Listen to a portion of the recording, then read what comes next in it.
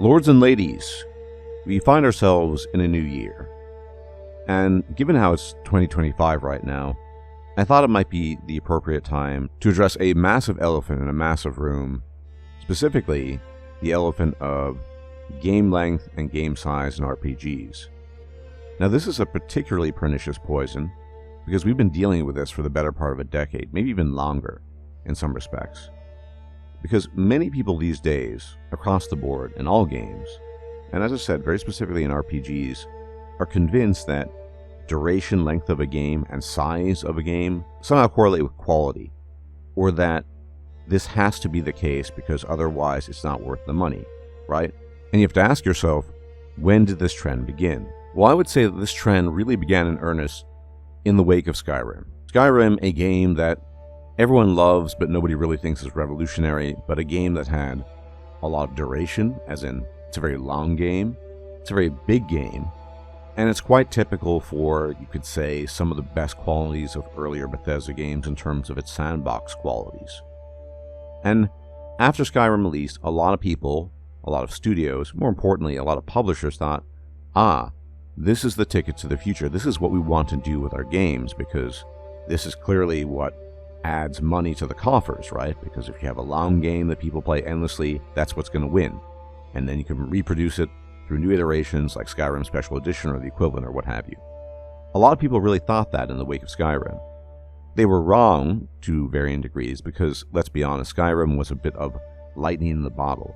Since then, Bethesda has not been in a position to recapture that lightning or even replicate a modicum of Skyrim's success, regardless of how much effort they put in. Some of you may in fact know that Dragon Age Inquisition was a direct result of Skyrim in many ways, because EA thought that the key to make a game good, and that just means sell well, was to make it really big. And sell well it did. Dragon Age Inquisition was the most and is the most successful commercial hit by BioWare ever in terms of the Dragon Age IP. But it was filled with a lot of fluff, boring fetch quests. It was too big for its own good. And the size of the game and the duration of the game were probably not the contributing factors to the game's success at the end of the day. But ever since then, the obsession with length and size of a game has become critical in RPGs. If an RPG isn't really big and it's AAA, then typically people think there's a problem. Now, the purpose of me talking about this is to disabuse you of this notion, because it's very, very dangerous. And most importantly, this trend has not been healthy for the genre of RPGs in general. It's been largely negative, and we need to dissect the bits and pieces here. So, it's very normal to think in conventional terms that bigger is better and more is better, right? Let's say you can buy 10 apples for the same price as 5 apples, and they're the same quality. That's a good deal. So assuming the apples are the same quality, and you spend €3 for 10 apples, as opposed to €3 for 5 apples, that's great. But these sorts of things don't always translate one-to-one into video games. In fact, very rarely. And we're in a bit of a pickle, because I don't want to say that bigger RPGs are always bad, or really long RPGs are always bad.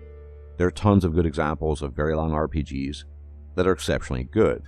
Think about, for example, The Witcher 3, an action RPG that is very popular, that a lot of people love, and for some people it's their favorite game. And one of my personal favorite CRPGs of all time, Pathfinder Wrath of the Righteous, if you count all the DLCs and everything else, is an exceedingly long game, perhaps over 200 hours, and it's a great game. I love it. Not without its flaws, mind you, but it's a great game. So there's nothing inherently wrong with size or duration in a game. You can have really big games that are really good, provided they have content that's really good. And therein lies the rub. That's the problem. Oftentimes, really large games are games that don't have really good content. As I said before, they're typically filled with fluff, fetch quests, things that just aren't very interesting. They've been padded out with low-quality material in an effort to produce the illusion that they're actually good. And that's the problem. That's the problem that we're facing, I think, en masse when it comes to big RPGs these days made by AAA studios. Now, one of the reasons why I'm bringing this up is because my most anticipated RPG in the coming years, Dawnwalker, is a game that's probably not going to be super long. somewhere between 30 and 50 hours, based on the limited evidence we have. And some people seem to be upset about that. Not everyone, but some people. And in preparation for Dawnwalker, I've gone back to play Vampire Masquerade Bloodlines, which is one of my favorite games of all time, made in 2004. And I do plan on making a separate video in terms of a retrospective perspective or review. But Vampire Masquerade Bloodlines is not a long game at all. You can finish the game easily in less than 20 hours. And yet, it's filled with great writing, amazing atmosphere, fun, interesting RPG elements, and it's really memorable on top of all that. And that's kind of the point I'm trying to drive home here. At the end of the day, what makes a game good is not its length or how well it's padded out with empty content, but rather the inherent quality of the game. Another game that I would speak of on this matter is Tyranny. Tyranny by Obsidian. Again, one of my favorite CRPGs of all time. And Tyranny is relatively short. You can easily beat it in less than 30 hours if you want, and I love that game. And if I'm going to be perfectly honest, increasingly, given my growing age, I kind of prefer shorter RPGs. I like the idea of replaying games and experiencing different things in terms of the content, provided these games offer different content in terms of replayability, and replayability is very important to me as an RPG gamer. And on the other hand, you have really long games that I enjoy, but take such a long time to finish, you're just drained at the end. So I'm trying to finish my Lich playthrough on Wrath of the Righteous, and it just takes a very long time. And when I'm done with the Lich playthrough, I will probably have to take a very long break before I go back to Wrath of the Righteous to do Angel. And no, I've never actually done the Angel Mythic, even though it's the most content-rich Mythic path in Wrath of the Righteous.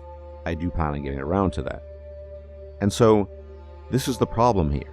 I think when we try to figure out what makes games good, we need to think about first and foremost the qualities that make content in a game worthwhile.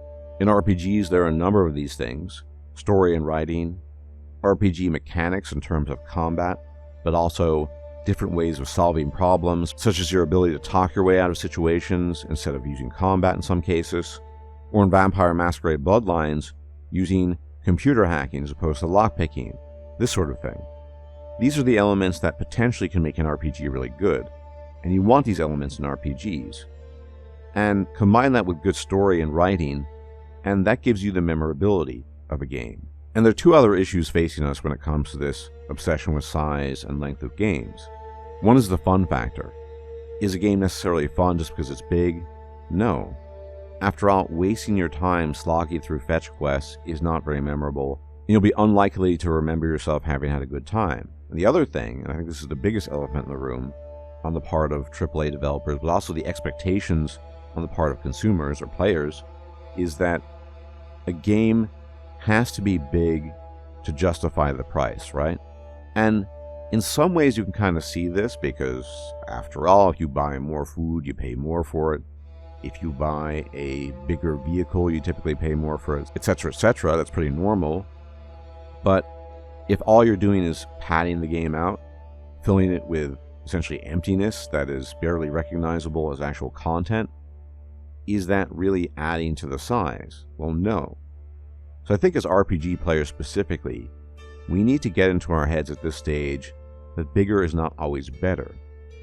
And we need to allow developers to work on somewhat smaller projects with A, good amounts of replayability, and B, above all, good quality, so we can enjoy these games. Because for me, at the end of the day, what I want from a game is the ability to escape, the ability to enjoy it, and the ability to replay it in different ways. And if that means that the game is only 30 to 40 hours, I'm totally okay with that. In fact, I encourage it. Because again, I want replayability. And although a game like, say, Wrath of the Righteous has a lot of replayability due to the many different classes and different mythic paths, it is very, very long. And you can't just play Wrath of the Righteous back to back. It doesn't work that way. So I'm hoping that going forward, especially with Dawnwalker, because I hope it sets an example, that we have RPGs that are not necessarily super big or long, although I don't have a problem fundamentally with big games, just how they're implemented in terms of their size. But the games industry, and specifically publishers and developers, and we players, need to get back to the basics in terms of what we want and what we expect from games. Again, Over 20 years ago, when Vampire Bloodlines was made, no one was thinking this game has to be 100 hours. The now defunct Troika worked on a good game, a flawed masterpiece I would say, as many claim and I would agree, and that was it. So hopefully, going forward, more and more studios will work on games that prioritize quality over quantity. And I have a good feeling that Rebel Wolves is doing this with Dawnwalker, and I also have a good feeling with Archetype Entertainment that they're doing the same thing with Exodus. And I do sincerely hope that other studios do this going forward in the future, because I think that could be the key to many good RPGs down the line. In any event, if you like my content and you like my takes, you can leave a like, comment, and subscribe. It really helps out the channel, and I'll check you out next time. Take care.